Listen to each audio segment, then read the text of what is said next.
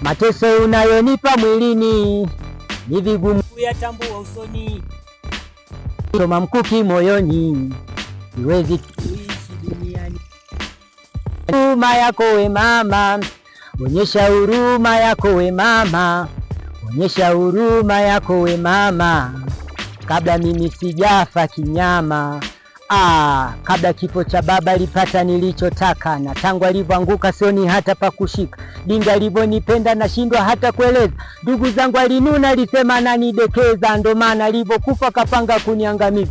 Visa vingi nafanya la mimi namwachia Mungu, mkombozi uliye juu na muumba nchi na mbingu. Kama kweli unayaona matendo ya walimwengu, na mimi utasimama na utalinda maisha yangu, maana siko salama na kisa ni urithi wangu. Ndugu ameniandama waipoteze roho yangu, nami sina pa kwenda na sina mtetezi wangu. Mama alishakimbia na kaniacha peke yangu, nateseka kivyangu, mchana jua ni langu, usiku mvua ni yangu.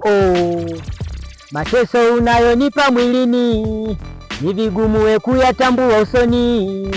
Umeshanichoma mkuki moyoni, siwezi tena kuishi duniani na wewe. Onyesha huruma yako we mama, onyesha huruma yako we mama, onyesha huruma yako we mama, kabla mimi sijafa kinyama.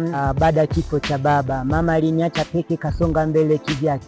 Miaka mingi kapita, sikupata salamu zake. Kwenye vyombo vya habari nikatuma ujumbe wake, tena kuna gazeti litoa hadi picha zake.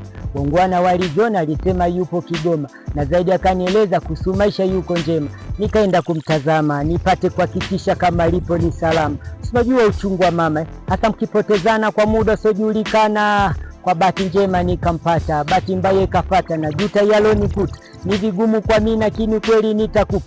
Mama alinikataa kwanza, sikumwelewa, nikabaki na mshangaa. Kisha nikamuuliza, vipi mama na kichaa, mwenyewe umenizaa na sasa unanikataa? Jibu alilorudisha sikuamini kwa masaa. Alisema sikujui, na geti akafunga pa. Shoga zake jirani kanieleza kwa fasaha, kumbe kaolewa tena na amesema hajazaa. Hivyo angenikubali mumewe angemkataa. Mwili ulikosa nguvu, kabaki nimedua.